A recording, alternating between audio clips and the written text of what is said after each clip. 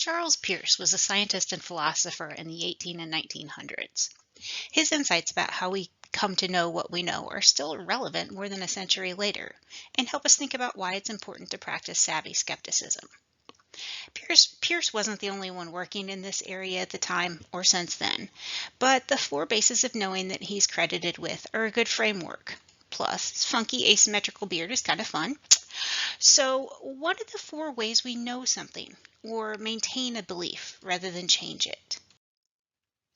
The first is what's referred to as tenacity and could also be thought of as persistence. Basically, the idea is that we accept a piece of knowledge or a belief because it's easy to do, and we don't change our perspective because it's also easy and comfortable. That's obviously an easy way to go about things, but I'm sure you can think of some disadvantages. Chapter 3 in the scientific literacy textbook talks about those and other considerations in more detail. The idea of knowledge from personal experience is probably pretty straightforward, as are the limitations. Another related way of knowing things is through anecdotes, which might sound confusingly similar to the word antidote, which the authors of Thinking Like a Psychological Scientist also use a lot. When we know something based on anecdotes, it's based on single, vivid examples. The book uses the example of smoking. When I think of this, I think of a family friend who refused to wear a seatbelt because they knew someone who was in a car accident and would have been killed if they were wearing a seatbelt. The authors of the book mentioned a similar situation where the person was saved by being thrown from the car, but I don't remember my friend's story. The last approach to knowledge and beliefs that Peirce identified is authority. Another way we gain knowledge or adopt a belief is because someone we view as an authority or an expert says it's so. But in some cases, the resulting knowledge and beliefs might be more accurate than those from other sources, but not always. Recent events have provided a number of examples of someone who is considered an expert in one area and makes claims about topics that aren't related to their area of expertise, claims that are not accurate. As you can imagine, and probably have heard, that's problematic for a few reasons. Many of the other signs of invalid arguments explained in the scientific literacy book help us evaluate all sources of knowledge. But I think we could make a case that it's especially important when someone presents knowledge as if they're an authority on the subject. For an example, we need to be skeptical if an issue is explained as if it's a simple dichotomy, as an either-or issue. Someone who's not well versed in an issue might see it that way.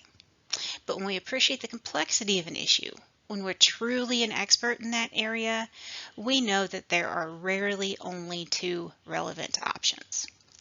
Similarly, someone who is acting as an authority without having actual expertise may focus on extreme numbers that aren't representative of the entire body of evidence, or refer to data without knowing the source, or without actually having a source.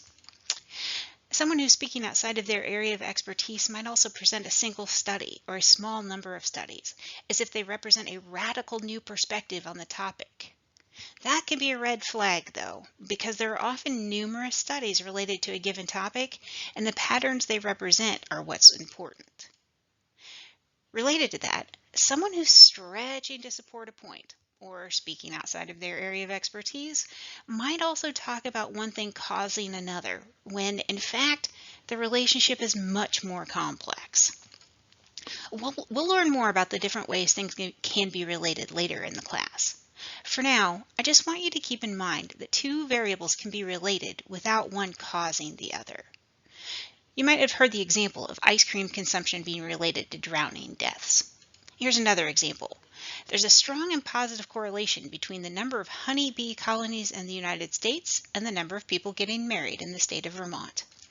It's pretty unlikely that honey production causes marriages in Vermont, though, or that marriages in Vermont cause bees to produce more honey.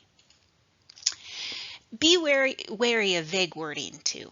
If the explanation can be explained or applied in many ways, it might not be saying anything meaningful. In psychology, we sometimes use the term Barnum effect to refer to our tendency to accept descriptions of our personality that are presented as personal or unique, but are actually vague enough to apply to almost anyone. At this point, you might be wondering how these topics fit with the idea of research literacy. Good question. One way to think about it is in terms of what the textbook mentions about integrity. In the conclusion to Chapter 6 in the Scientific Literacy book, the authors say some scientists and logicians have long argued that it's actually unethical to draw conclusions based on insufficient or inaccurate evidence. That fits with the definition of integrity that we might be most familiar with. The other use of the word integrity is just as relevant, though. In that case, we're talking about the degree to which something is complete or structurally sound. Right now, we're learning about ways of thinking and approaches to knowing that are less sound than scientific thinking. They don't have the same level of integrity.